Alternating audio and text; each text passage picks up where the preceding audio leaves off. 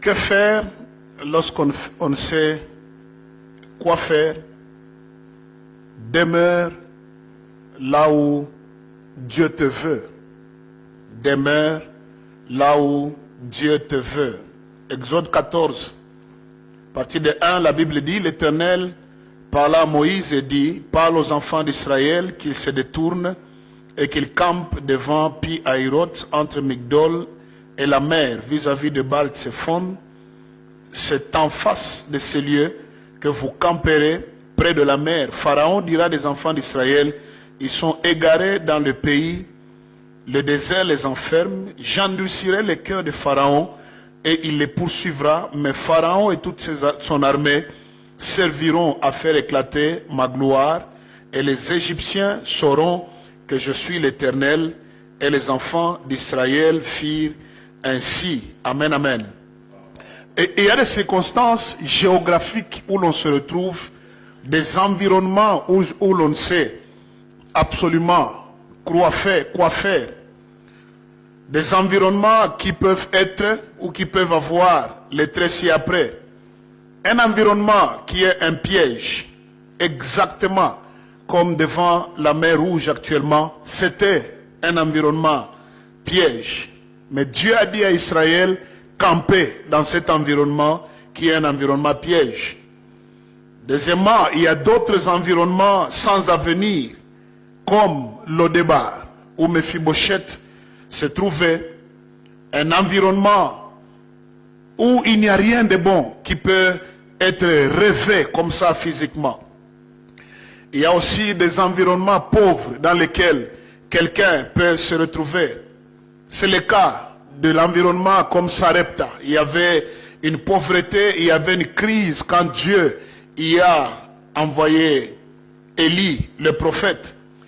Israël a cheminé avant d'entrer dans la terre promise à Canaan, en plein désert, dans un environnement désertique. Et Dieu, au fur et à mesure, leur disait où ils devaient s'installer, mais dans le même environnement.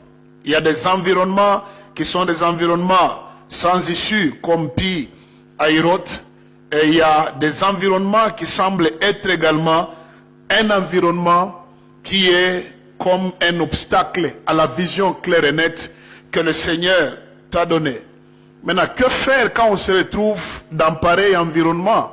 Pendant que tu rêves grand, tu rêves brillant, Dieu t'a annoncé des choses très glorieuses, mais tu te retrouves dans un environnement géographique pareil, environnement financier, environnement matériel, environnement ministériel de ce genre. C'est là que notre tendance naturelle est de nous-mêmes de bouger d'un environnement vers un environnement qui est comme un vert pâturage.